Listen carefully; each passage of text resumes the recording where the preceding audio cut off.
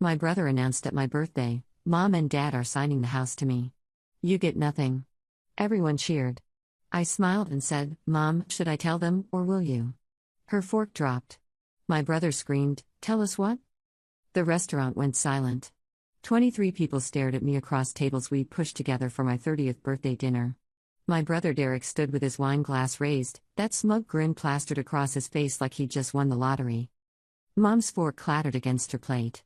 Dad's hand froze halfway to his mouth. "Sweetheart," Mom said, her voice barely audible. "Let's not." "Tell us what?" Derek demanded again, louder this time. His wife Ashley grabbed his arm, but he shook her off. "What could you possibly have to say right now?" I took a sip of water, letting the moment stretch. My hands weren't shaking. I'd practiced this conversation in my head for 3 months, ever since I discovered what they'd been planning. What they'd already done, actually. "I bought the house," I said simply. 3 months ago. Mom and Dad sold it to me. The table erupted. Derek's face went from smug to confused to red in about 5 seconds. His glass tipped, spilling Cabernet across the white tablecloth like a wound opening up. "That's impossible," he said. "Dad told me last Christmas." "Dad told you a lot of things," I interrupted. "But he also needed $200,000 by March 15th, or he was going to lose the house to foreclosure. Apparently, reverse mortgages are complicated." Uncle Jim leaned forward. "What are you talking about?" I looked at Dad. He couldn't meet my eyes. "You want to explain, Dad? Or should I continue?" My father, always so commanding in his lawyer days, looked like he'd aged 10 years in 10 seconds. Mom touched his hand, but he pulled away. "We had some financial difficulties," Dad said quietly. "The reverse mortgage seemed like a good idea at the time. But the terms. We misunderstood some things." "You misunderstood that you had to pay property taxes," I said. "For 5 years. The county was about to foreclose. You owed them $86,000 in back taxes, plus penalties. The mortgage company wanted their money too. The house was going to auction in 30 days. Derek's mouth opened and closed. Ashley looked between us, her expression shifting from confusion to something harder. "So you bought it," Aunt Karen said. "You bought your parents' house." "I paid off the county. Settled with the mortgage company. Bought the house outright from Mom and Dad for fair market value, minus what they owed. They walked away with about $60,000 clear. Which is more than they would have gotten if it had gone to auction." "And you didn't think to tell me?" Derek's voice pitched higher.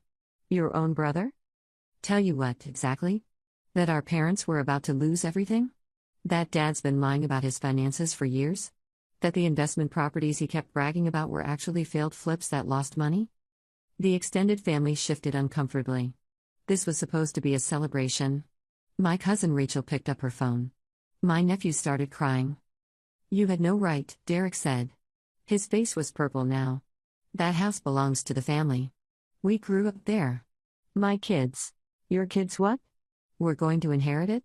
"Derek, there wasn't going to be anything to inherit. The bank was taking it. I saved it." Mom finally spoke up. "Emma's telling the truth. We didn't know what else to do. Derek, honey, you and Ashley just bought your new place. You maxed out your credit for the down payment. You couldn't have helped us even if we'd asked." "You could have asked?" "Could we?" Mom's voice had an edge I'd never heard before.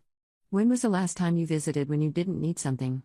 When you weren't asking your father for business advice or money for the kids' school or complaining about how unfair it was that Emma got her graduate degree paid for?" The table went dead silent. Derek sat down hard. His chair scraped against the floor. "I think we should go," Ashley said, standing up. She was already reaching for her purse. "No," I said. "Stay. Please. I didn't bring this up to ruin dinner. Derek's the one who decided to make his announcement at my birthday." "Our announcement," Mom said. "We were supposed to tell everyone together." Gently. But Derek got impatient. "Because it's ridiculous." Derek exploded. "You're giving everything to her. Again. Just like always. Emma the perfect daughter. Emma who can do no wrong. Emma who apparently has $200,000 just lying around. I worked for it," I said quietly. "Every dollar." "Doing what?" "You're a teacher." "I'm a teacher who lived in a studio apartment for 8 years. I'm a teacher who drove the same car Dad gave me in college until last year. I'm a teacher who took summer jobs and tutored evenings and invested carefully and didn't buy a 5-bedroom house in the suburbs when a 3-bedroom would have been fine. Ashley grabbed her purse. We're leaving. Ashley, wait, Mom said. Please. Let's just. But they were already moving. Derek threw his napkin on the table. He looked at me with something I'd never seen in his face before. Pure hatred. This isn't over, he said. They left. My nephew was still crying. Half the table looked uncomfortable, the other half looked fascinated. Uncle Jim ordered another round of drinks for everyone. So, Aunt Karen said after a long moment. Happy birthday, Emma. Someone laughed. Then someone else. The tension broke like a fever. But I caught Mom's expression as she reached for her wine. She looked relieved and terrified at the same time. Like she knew exactly what was coming next. Update 1. It's been 2 weeks since my birthday dinner. I honestly didn't expect this post to get so much attention. I've read all your comments and messages. Some of you asked for updates. Well, here's what happened. Derek didn't speak to me for 5 days. Then the lawyer's letter arrived. He's contesting the sale. He claims Mom and Dad were coerced, that I took advantage of their diminished mental capacity, that the sale price was below market value, that I had undue influence. His attorney filed something called a petition to set aside fraudulent conveyance. I had to look it up. The letter arrived at my school. Someone in the front office opened it before realizing it was personal. By lunch, half the teachers knew I was being sued by my own brother. I called Mom immediately. She was crying before she said hello. He came to the house yesterday, she said. With Ashley and the kids. He said we had 48 hours to admit we'd been pressured, or he'd file a complaint with the state attorney general. He said you'd committed elder fraud? Elder fraud. I couldn't breathe. Mom, you're 62? I know. Your father talked to him. Tried to explain. Derek just kept saying we were being manipulated. That you'd poisoned us against him. Emma, he wants us to sign affidavits saying you forced us to sell. Will you? Silence. Mom? Your father is very tired, she said finally. This whole thing has exhausted him. The financial problems, the shame of it all. Now Derek calling every day, sending these letters. He thinks maybe if we just sign something, give Derek what he wants, this will all go away. What Derek wants is the house. If you sign affidavits saying I coerced you, I lose everything. He'll get a court to void the sale. You'll lose the house anyway, and I'll be out $200,000. I know. She was crying harder now. I'm so sorry. I'm so sorry we put you in this position. I hung up and called my lawyer. Yes, I already had one. I'm not naive. When you buy a house from your parents under financial duress, you make sure every single paper is filed correctly. My attorney's name is Margaret Chen. She's 60, brilliant, and completely unsympathetic to family drama. Can he win? I asked her. Depends. How good is your documentation? Perfect. We had everything appraised. 2 independent appraisers. Market value was $460,000. They owed $398,000 between the county, the mortgage company, and some other debts. I paid $400,000. They netted just under $60,000 after closing costs and paying off everything. I have signed statements from both of them saying they understood the transaction and weren't pressured. Recent statements? Dated the day we closed. 3 months ago. Good. But Emma, you need to understand something. Even if he can't win in court, he can make this expensive and miserable. Family law cases are brutal. Discovery, depositions, psychological evaluations. He'll drag your parents through hell. He'll try to prove they were incompetent. That means medical records, financial records, maybe even testimony from friends and family about their mental state. He'll destroy them to get the house. Yes. I thought about Derek at Thanksgiving last year, complaining about the inheritance tax laws. About how unfair it was that the government would take his money someday. About how he'd already planned what he'd do with the house after Mom and Dad passed. Sell it, he'd said. Cash out. Buy something in Florida. He'd never planned to keep it. He just didn't want me to have it. What do you recommend? I asked Margaret. Honestly? Offer him a settlement. Give him some money to go away. 30,000, maybe 40? Make it worth his while to drop the suit. Absolutely not. Margaret sighed. Emma, I have to tell you what's practical. He doesn't want money. He wants to punish me. And he wants the house, even if it means bankrupting mom and dad in the process. Then we fight. But it's going to cost you. Probably $50,000 in legal fees by the time we're done. Do it. I hung up and sat in my car outside the school. My hands were shaking now. A student tapped on my window. Ms. Patterson? Are you okay? I smiled. Nodded. Waved her away. I wasn't okay. My brother was trying to destroy me, my parents were folding under pressure, and I was about to spend $50,000 I didn't really have defending a house I'd bought to save my family. But then I remembered something. Something Derek said at Christmas, when he'd had too much wine. Dad's been talking to some investment guy, he told me. Someone from his old firm. Says he's got a way for them to pull equity out of the house without selling. I told him to go for it. They're sitting on $500,000 of real estate doing nothing. Might as well make it work for them. Derek had known. He'd known Dad was getting into financial trouble. He'd encouraged it. Because he thought he was getting the house anyway. I started the car and drove to my parents' place. They still lived there, of course. I wasn't charging them rent. The house was paid off. They just had to cover utilities and maintenance. It was the least I could do. Dad answered the door. He looked worse than he had at the restaurant. Thinner. Grayer. Emma. Come in. Did Derek really come here? Dad nodded. He led me to the kitchen. Mom was at the table with a stack of papers. Legal documents. He wants us to sign tonight, Mom said. He's giving us until 6 o'clock. Then he's filing everything with the court. Don't sign. Emma, Mom, listen to me. If you sign those papers, you're saying I committed fraud. They could charge me criminally. I could lose my teaching license. Do you understand? This isn't just about the house anymore. Dad sat down heavily. He's our son. So am I. So am I, Dad. It's different with boys, he said quietly. I know that's not fair. I know you've worked twice as hard your whole life and gotten half the credit. But Derek. He needs this. He's struggling. The new house, the kids' expenses, Ashley's not working anymore. He sees you doing well, sees you with the house, and it's killing him. I'm doing well because I made good choices. He's struggling because he bought more house than he could afford and financed a lifestyle he couldn't sustain. How is that my fault? It's not about fault, Mom said. It's about family. About taking care of each other. I took care of you. I saved your house. Where was Derek when you needed $200,000? Nobody answered. I looked at the papers on the table. The affidavits Derek wanted them to sign. All lies. All designed to paint me as a predator who'd taken advantage of vulnerable elderly people. I need to show you something, I said. I pulled out my phone and opened my email. I'd been putting this off, hoping I wouldn't need it. But Derek had forced my hand. Last December, Derek sent Dad an email. Do you remember, Dad? About the investment advisor? Dad's face went pale.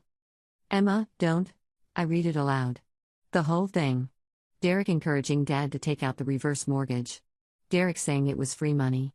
Derek suggesting they pull out as much equity as possible because Emma doesn't need an inheritance anyway, she's got her teacher's pension. The email was dated 6 months before the financial crisis hit. 6 months before the property taxes came due. 6 months before everything fell apart. He knew, I said. He knew you were getting into trouble, and he encouraged it.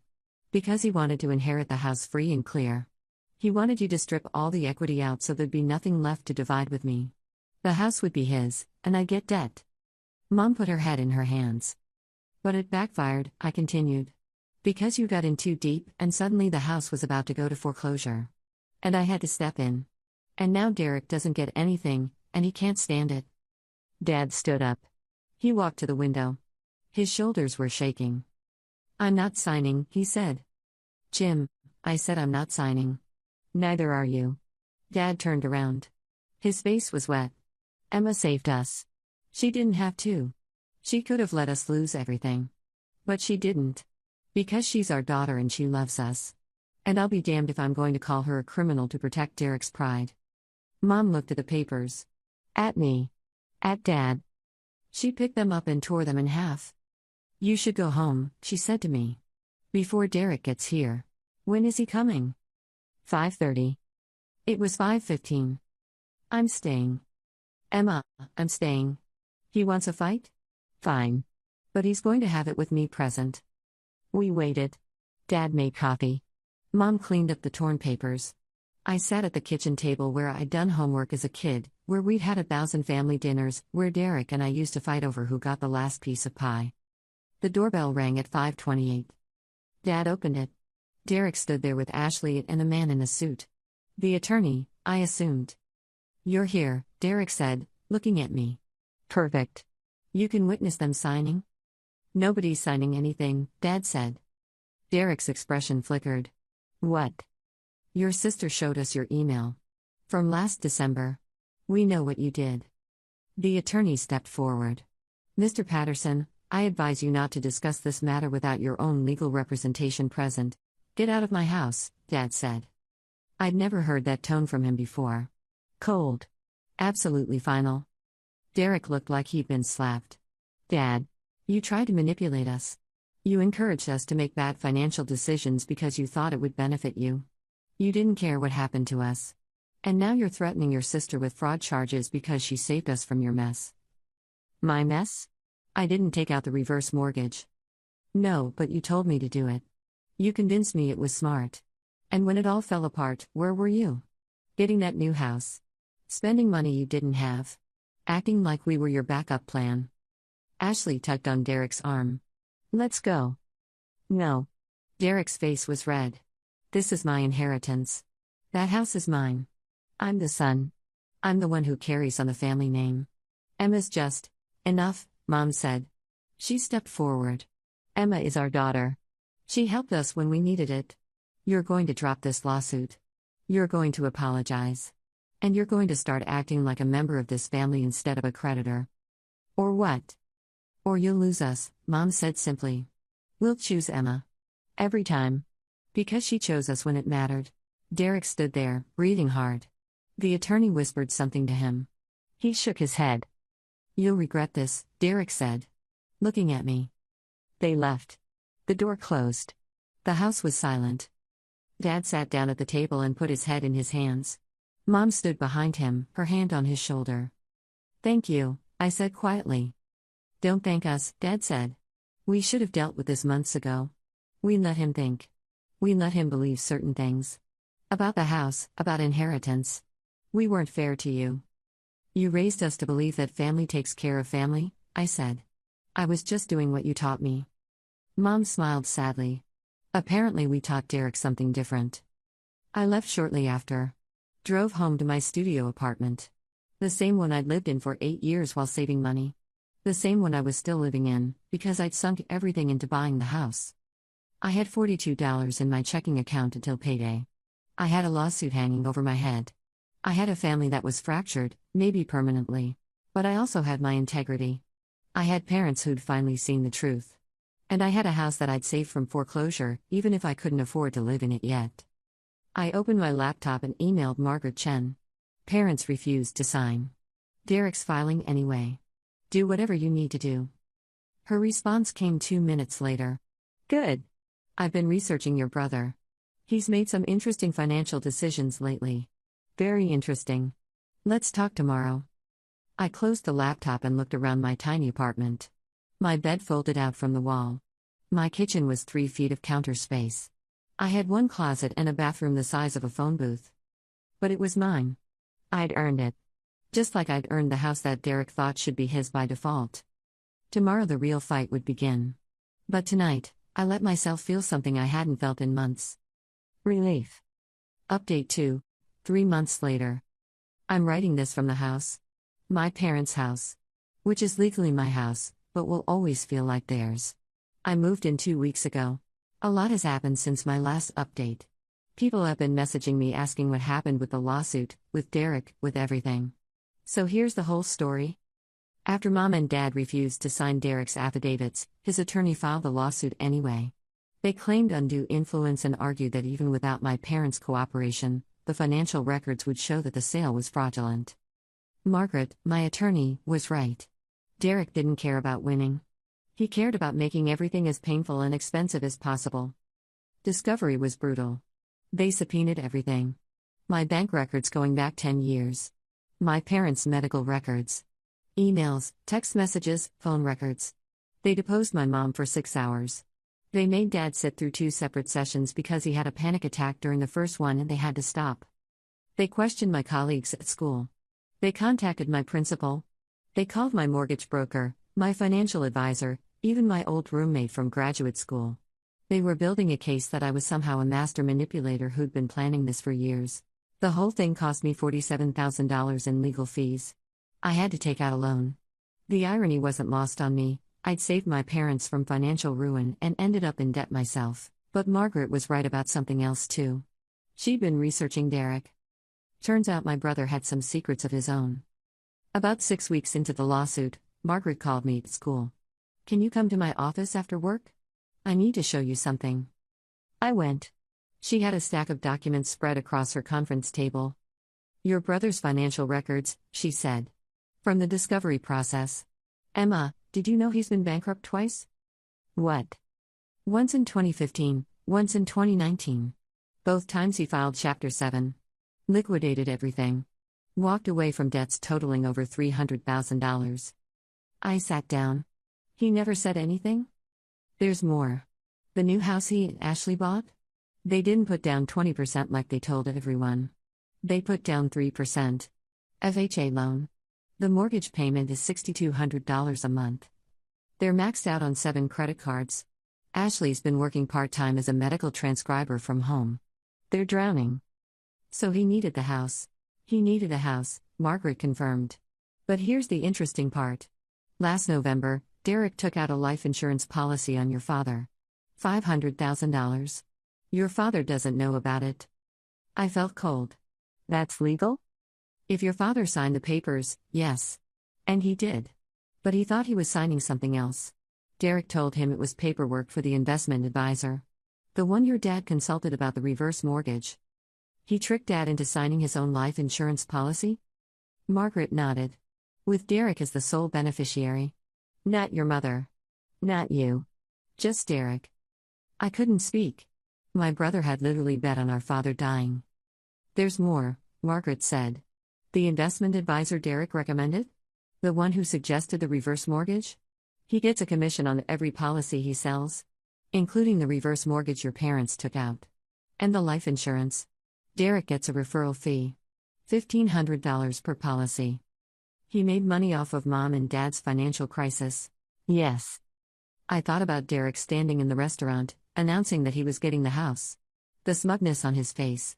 The certainty. He thought he had it all planned out. Even if Mom and Dad lost the house, even if everything fell apart, he had that insurance policy. $500,000 when Dad died. Which, given Dad's stress levels and health problems, might not be that far off.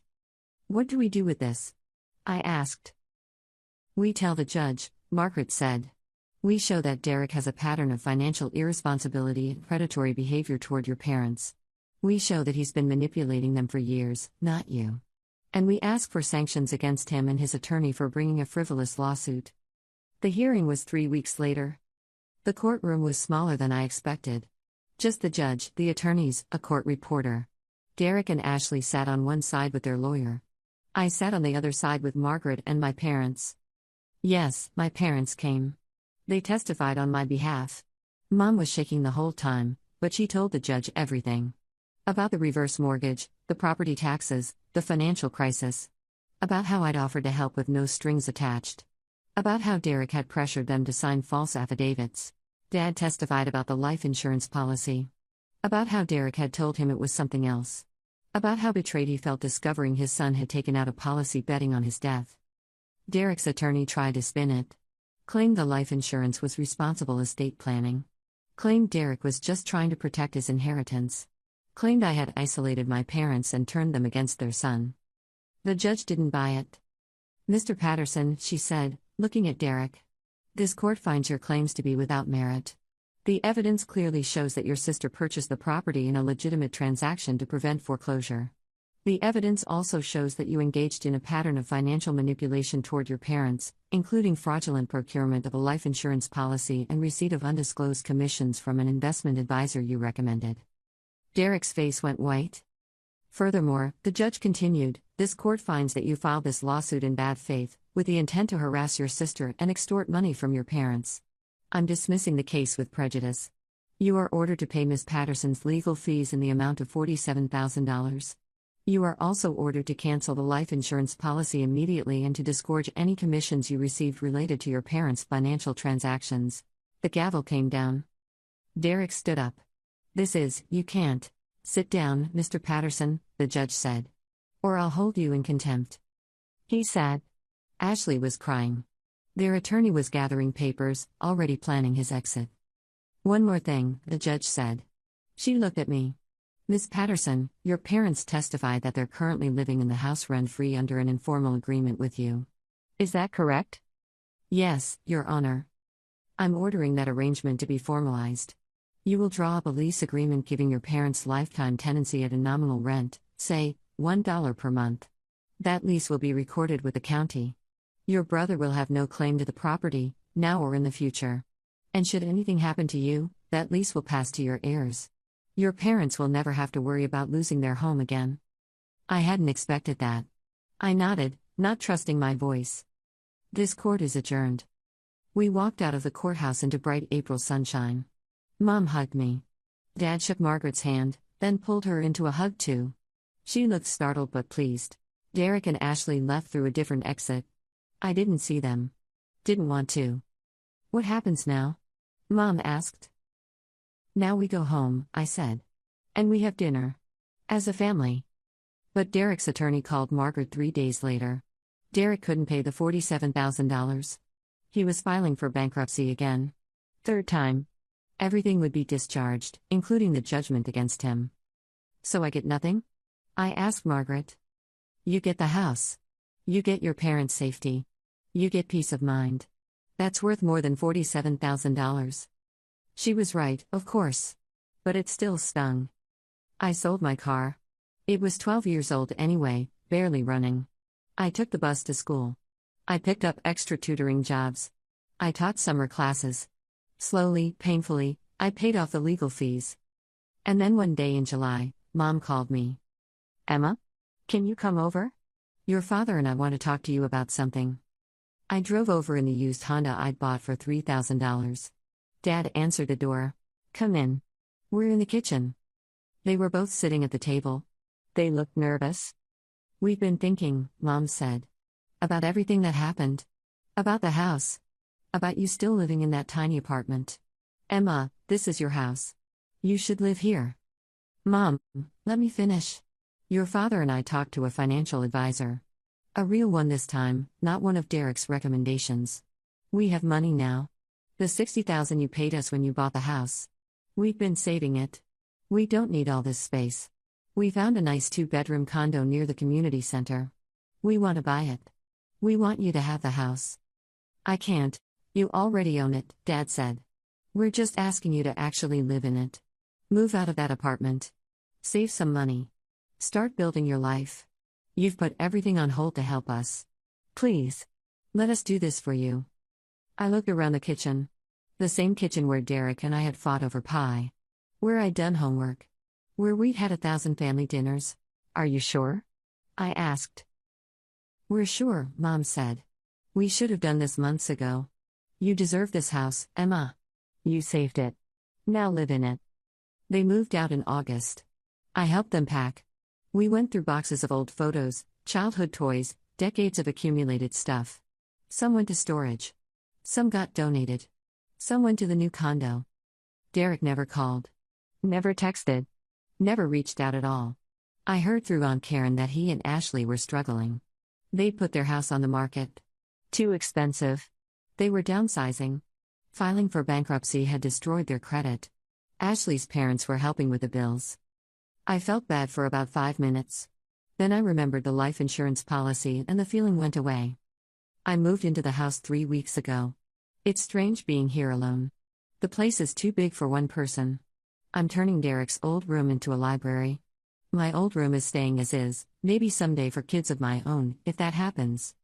Mom and Dad come over for dinner every Sunday. Just like we used to do when I was growing up, except now I'm the one cooking. Dad looks healthier. The stress of the lawsuit and the financial problems had been killing him.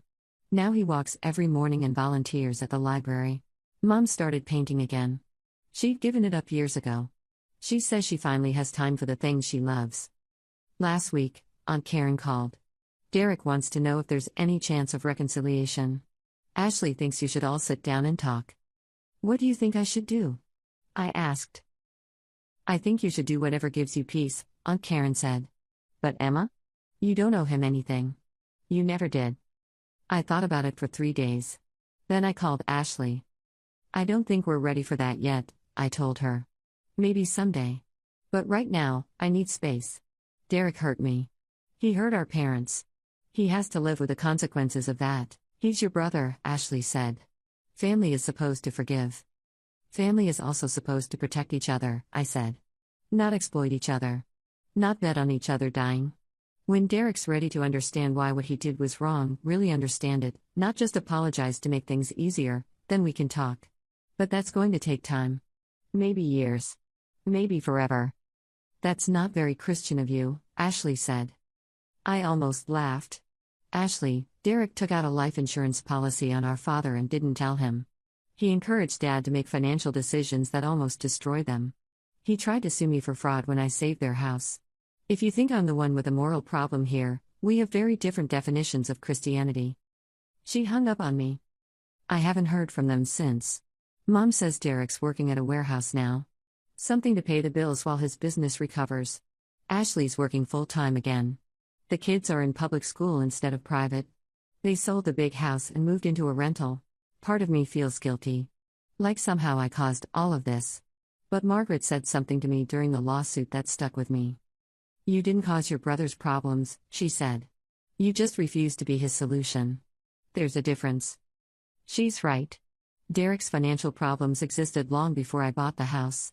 His entitlement, his manipulation, his willingness to exploit our parents, all of that was there. I just happened to be in the way of what he wanted.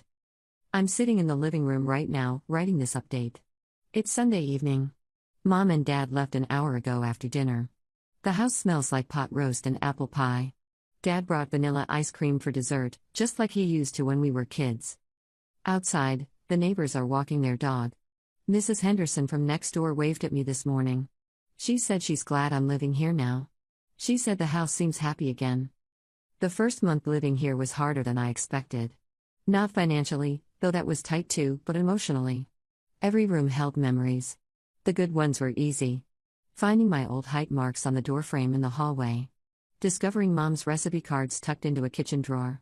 Sitting on the back porch where Dad taught me to identify constellations. But the harder memories came too. Derek's room, which I was converting into a library, still had his old baseball trophies on a shelf. I found myself holding one, remembering how proud Dad had been at every game. How I'd sat in the bleachers doing homework, watching my brother round the bases while everyone cheered. When had it changed? When had Derek stopped being the kid who shared his Halloween candy with me and became the man who took out life insurance on our father? I asked Mom about it one Sunday. We were washing dishes together, Dad watching football in the living room. I think it was gradual, she said, handing me a plate to try. Little things. The first time he borrowed money and didn't pay it back. The first time he asked your father for business advice and then got angry when it didn't work out the way he wanted. Each time, we made excuses. He's young. He's figuring things out. He's under stress. When did you realize it was more than that? Mom was quiet for a long moment. The day you called me from the county assessor's office. You were crying. You said the house was going to auction in 30 days and why hadn't we told you? I realized then that Derek had known for months. Your father had confided in him at Christmas. Derek said he'd help us figure something out. But he never did. He just waited to see what would happen. I dried another plate. Did you ever ask him why? Your father did. After the lawsuit was dismissed. He called Derek and asked him straight out, why did you let us get so close to losing everything? You know what Derek said? What? He said he thought we were exaggerating. That we always figured things out before. That he had his own problems to deal with. The plate in my hands felt suddenly heavy. He didn't care. I think he cared, Mom said carefully. But not enough. Not more than he cared about his own situation. And when you stepped in and saved us, it forced him to see that contrast. You made him look bad, Emma. Not on purpose. But by doing what he should have done, you held up a mirror he didn't want to look into. I thought about that conversation a lot in the weeks that followed. About how resentment can grow in the space between who we are and who we think we should be. Derek had always seen himself as the responsible one, the successful one, the son who would take care of things. When reality didn't match that self-image, he'd lashed out at the person who revealed the gap. Me. School started again in September. My colleagues knew about the lawsuit, hard to keep that quiet in the small faculty lounge. But nobody asked directly. Instead, they showed support in small ways. Jenny from the math department brought me coffee every morning for a week. Principal Martinez pulled me aside to say that if I needed time off, he'd make it work. Even the students seemed gentler, though I never told them anything. One afternoon in October, I was grading papers in my classroom when there was a knock on the door. I looked up to find Ashley standing there. She looked different. Thinner. Tired. Her clothes were nice but not new, the kind of nice that comes from taking care of quality pieces, not buying fresh ones. "Can we talk?" she asked. I gestured to a student desk. She sat down, looking uncomfortable in the small chair. "Derek doesn't know I'm here," she said immediately. "He'd be furious if he found out." "Then why are you here?" Ashley twisted her hands together. "Because I need you to understand something. About Derek. About us." She took a breath. "We're drowning, Emma. The bankruptcy helped with the credit cards, but we still have the mortgage on the rental, we have car payments, we have 3 kids who need everything. Derek's working 60 hours a week. I'm working full-time and picking up transcription work at night. We're barely making it." "I'm sorry," I said. And I meant it. Whatever Derek had done, I didn't wish financial hardship on his family. "Are you?" Ashley's voice had an edge. "Because from where I'm sitting, you have everything. The house. Our parents' gratitude. The moral high ground. Meanwhile, we're struggling to keep the lights on." "Ashley, I didn't cause your financial problems." "Didn't you?" She leaned forward. "Derek was counting on that house. It was supposed to be our safety net. When his business went under, when we couldn't make the mortgage, we would have sold it and had enough to start over. You took that away from us." I set down my pen. The house was being foreclosed on. There was nothing to count on. Derek's safety net never existed. But if you hadn't bought it, then it would have gone to auction. Mom and Dad would have lost everything. There would still be nothing for Derek to inherit. The only difference is my parents would be homeless right now. Ashley's face crumpled. I know that. But it doesn't change the fact that we're barely surviving. That Derek works all day and comes home so tired he can barely talk to his own kids.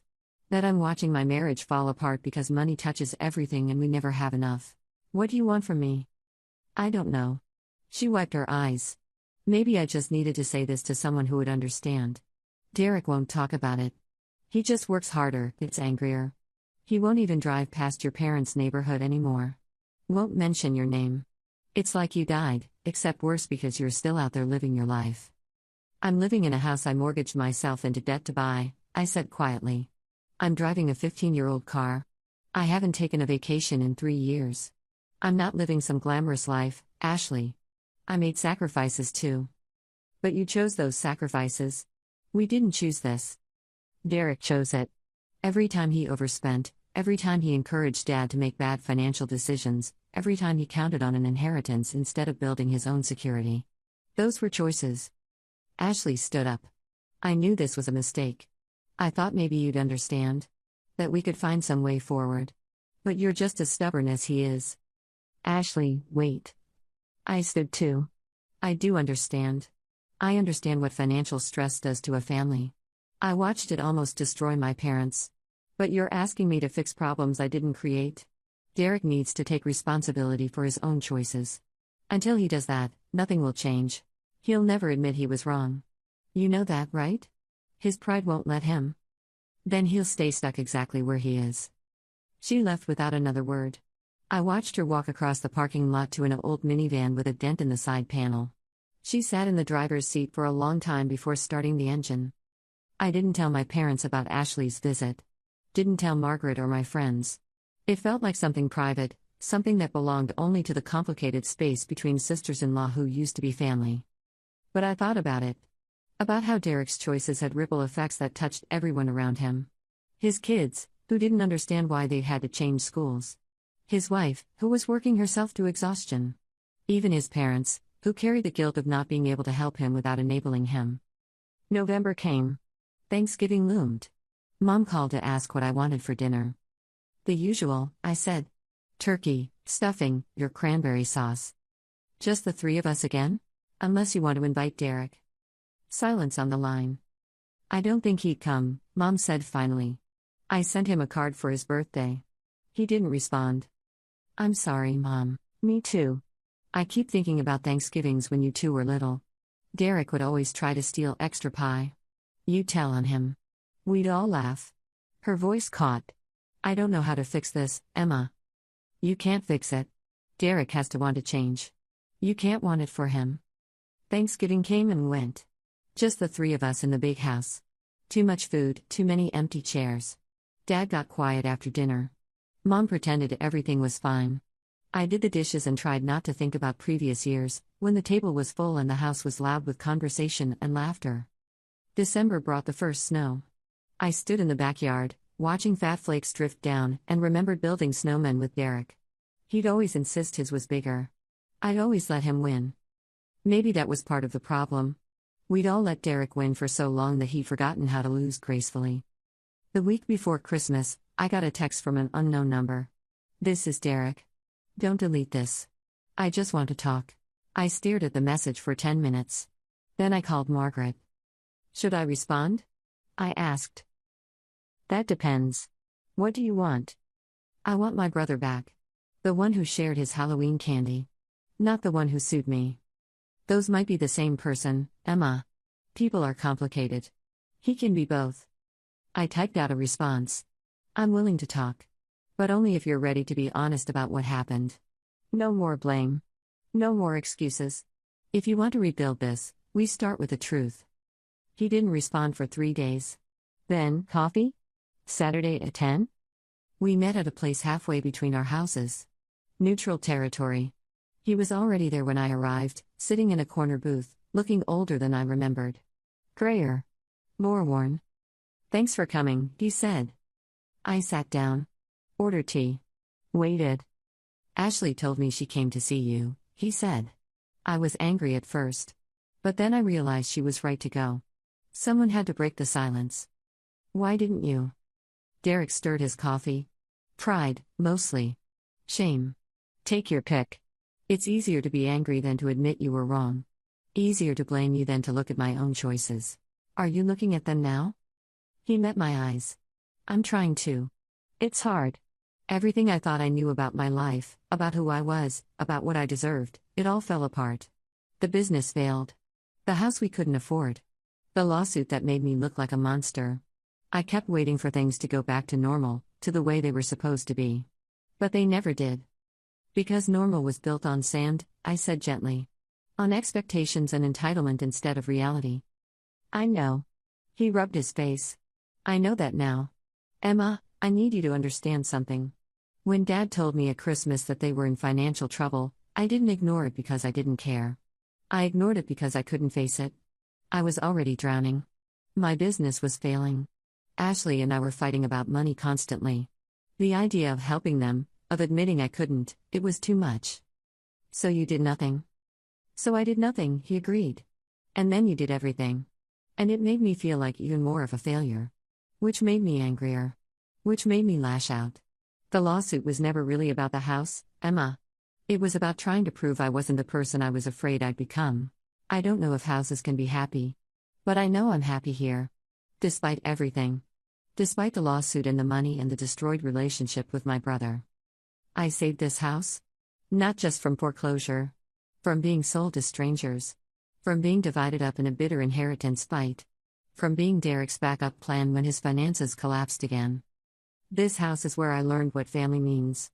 Not the version Derek believed in, where family exists to serve your interests. But the real version. Where family means showing up when times are hard. Where it means sacrificing your own comfort to help the people you love. Where it means making difficult choices that benefit others instead of yourself. I bought this house for my parents. I went into debt for them. I endured a lawsuit for them.